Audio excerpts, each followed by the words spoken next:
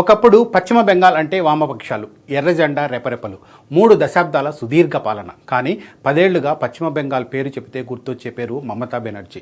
ప్రేమగా దీదీ అని పిలుచుకున్న ప్రత్యర్థులపై గర్జించిన బెంగాల్ రాజకీయం మొత్తం ప్రతి క్షణం ఆమె చుట్టూనే తిరుగుతూ ఉంటుంది.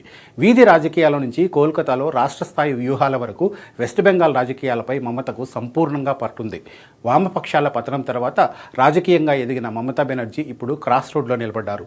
సిపిఎం ప్రభుత్వాన్ని మమత ఎలా గద్దె దింపారో అదే స్థాయిలో మమత రాజకీయ జీవితాన్ని సమాధి చేయాలని బీజేపీ కాచుకు కూర్చుంది. ఆ దిశగా అడుగులు కూడా వేస్తుంది.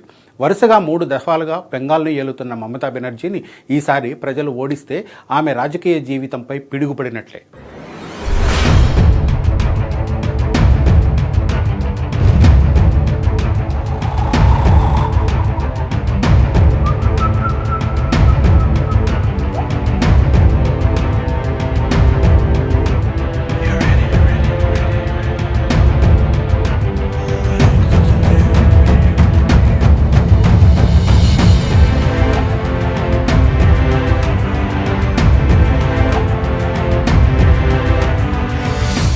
పశ్చిమ బెంగాల్కు మమతా బెనర్జీ మారుపేరుగా మారడం ఒక్క రోజులో జరగలేదు. భూ సంస్కరణలతో బెంగాల్ ప్రజల జీవితాలను మార్చేసిన సిపిఎం నేతృత్వంలోని వామపక్ష కూటమిని అక్కడి ఓటర్లు వరుసగా 7 సార్లు గెలిపించారు. అంటే ఒకే పార్టీ, ఒకే కూటమి ఏకంగా 34 సంవత్సరాల పాటు అధికారంలో కొనసాగింది.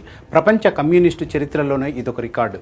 అలాంటి ప్రభుత్వంపై కలకత్తా ఖాళీగా తిరగబడింది మమతా బెనర్జీ. జ్యోతి బసు, బుద్ధదేవ్ భట్టాచార్య ప్రభుత్వాలు తీసుకున్న సామాజిక, ఆర్థిక, రాజకీయ నిర్ణయాలు ప్రజల్లో తిరుగుబాటు కారణమయ్యాయి. సింగూర్, నందిగ్రామ భూసేకరణ ఉద్యమాలు వామపక్షాల నైతిక ఆధిపత్యాన్ని తీవ్రంగా దెబ్బతీశాయి.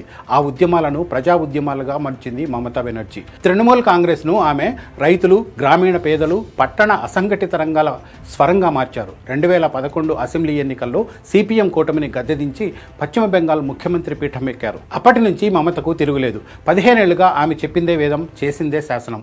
సంక్షేమ పథకాల అమలు మొదలు కేంద్రంపై గళమెత్తేందుకు కోల్కతా వీధుల్లో పోరాటం చేసే వరకు మమత స్టైలే వేరు.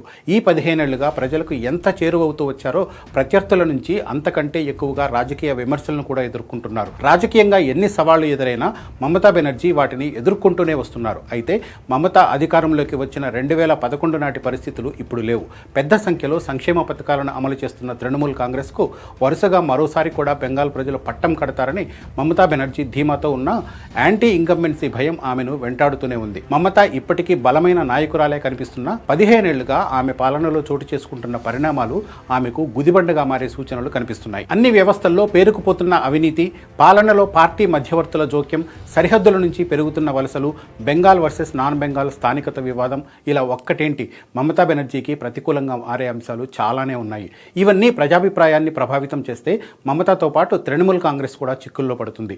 వీటన్నిటికీ మించి ఎన్నికల సంఘం ప్రతిష్టాత్మకంగా చేపట్టిన ప్రత్యేక ఓటరు జాబితా సవరణ కార్యక్రమం పశ్చిమ బెంగాల్లో రాజకీయ ప్రకంపనలు సృష్టిస్తోంది.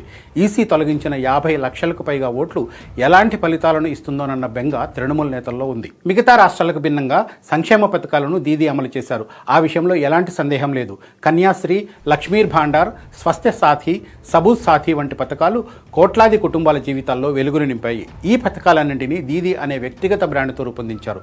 టీఎంసీ ప్రభుత్వం వీటిని కేవలం ప్రభుత్వ పథకాలుగా మాత్రమే చూడడం లేదు, మమతకు ప్రజలకు మధ్య భావోద్వేగ బంధాన్ని నిర్మించిన సాధనంగా చూస్తోంది. అయితే ఎన్ని సంక్షేమ పథకాలు అమలు చేసినా అవి అన్ని సందర్భాల్లో ఓట్లుగా మారతాయని చెప్పలేం. ఇక మమతా బెనర్జీ వర్కింగ్ స్టైల్ గురించి చెప్పుకోవాలి. ప్రభుత్వంలోనూ పార్టీలోనూ నాయకత్వం మొత్తం ఆమె చుట్టూనే కేంద్రీకృతమై ఉంటుంది. ఆమె ముఖ్యమంత్రి, ఆమె వ్యూహకర్త, ఆమె ఎన్నికల ప్రచారకర్త, అన్నీ ఆమె. మేనల్లుడు అభిషేక్ బెనర్జీని రాజకీయంగా ఈ మధ్య ఎక్కువగా ప్రమోట్ చేస్తున్నా అత్తమాట కాదని ఆయన ఒక్క అడుగు కూడా ముందుకు వేయడు. కేంద్ర ప్రభుత్వంతో నిరంతర ఘర్షణ కారణంగా పెట్టుబడులు, రాష్ట్ర ఆర్థిక స్థిరత్వంపైన తీవ్ర ప్రభావం పడుతుంది. పెద్ద పరిశ్రమల పెట్టుబడుల్లో వెస్ట్ బెంగాల్ ఇతర రాష్ట్రాలతో పోలిస్తే వెనుకబడి ఉంది. యువత ఉద్యోగాల కోసం రాష్ట్రం విడిచి వెళ్లడం, పట్టణ నిరుద్యోగం, మధ్యతరగతిలో అసంతృప్తిని పెంచుతోంది. ఇక ప్రధాన ప్రత్యర్థిగా మారిన బీజేపీ కూడా రాజకీయంగా ఎక్కడికక్కడ మమతకు చెక్ పెట్టేందుకు వ్యూహాలు అమలు చేస్తోంది. మోడీ, అమిత్ షా జోడీ ఈసారి బెంగాల్ను కమలం ఖాతాలో వేయాలని కృతనిశ్చయంతో ఉంది. ఇన్ని సవాళ్ల మధ్య 4వ సారి అధికారంలోకి రావడం అన్నది మమతా బెనర్జీకి కేక్ వర్క్ కాదు.